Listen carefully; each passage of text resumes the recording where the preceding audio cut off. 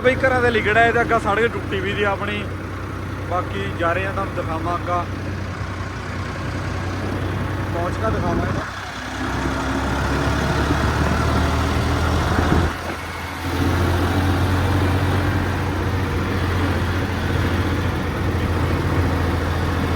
ਇਹਦਾ ਵੀ ਕੱਟ ਮਾਰ ਲੈ ਰੋਡ ਦਾ ਨੂੰ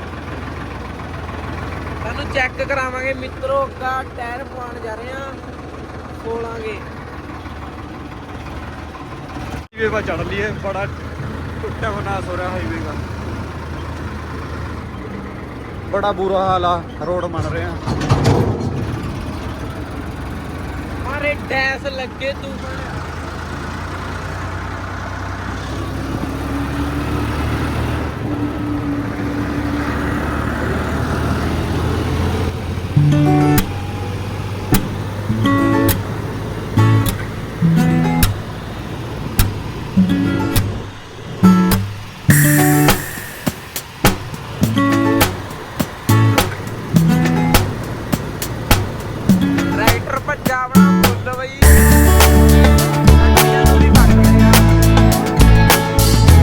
इस्माइलाबाद पहुंच गए। बाकी तुहानू दिखावां अग्गा जगह रोड टुट्टिया वा यार, ट्रैक्टर चलावांगे फोन पड़ांगे।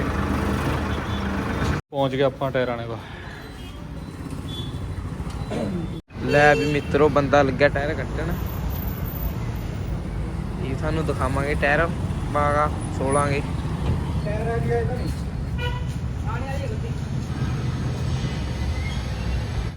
लै भी मित्रों चाह आ गई, चाह लग रही पीण, बंदे लग रहे हैं। लै भी मित्रों 2 घंटे हो गए खड़िया नू। टायर लग रहे अपने आन, झंस आ गए टायर अपने।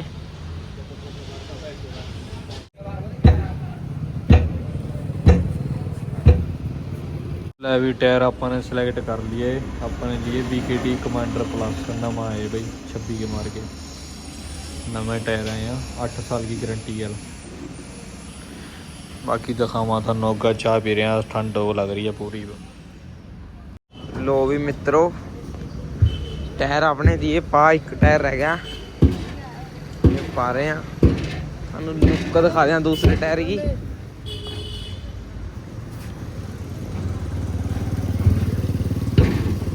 देखो इधर पा रहे हैं टायर भी। अभी मित्रों ट्रैक्टर हो गया अपना रेडी, ये कर रही जाने की तैयारी। वो नू चला ने लद लिए टायर अपा ने। अग्गा दिखावा थानू व्यू। ठीक है ले भाई मित्रों टायर टूर पवा लिया। बाकी टायर पिछा रख लिया अपने, जा रहे हैं रोड वालों।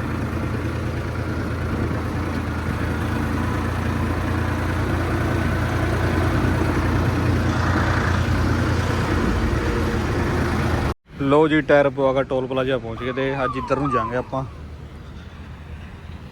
इधर नूं रास्ता साफ था। बैल